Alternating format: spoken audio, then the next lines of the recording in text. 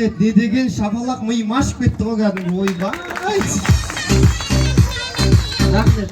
Жақсылап амандасып қояйын. Мен де енді қазақ сөздің қаймағын тағымызып жақсылап амандасты ғой бауырым.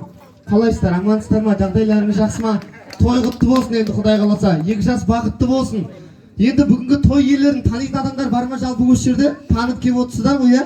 Бір танитын адам құсап шапалақ ұрып қойыңыздаршы. Бөтен бір беті жанда отырған сияқты бәрі. Ана кісі вообще сүндет тойда отырған сияқты отыр ғой. Мынау енді құрметті ағайындар, бүгінгі беташарды бетті ашатын айтыскер ақын, жырау, жүрсіннің жүйрігі, Сарамен талай рет айтысып автокөлік жеңіп алған. Енді өзім басқарам енді бүгінгі тойда. Өзін айтып жатыр. Бұл сіздер де тура сондай сияқты бір құрмет көрсетіп отырсаңыздар. Негізі Саят Алматы қаласына Тұрсынбек Қабат шақыру керек болған. Келіннің бетін Тұрсынбек Қабатов ашу керек болған. Бірақ бүгінгі той деген кезде Забира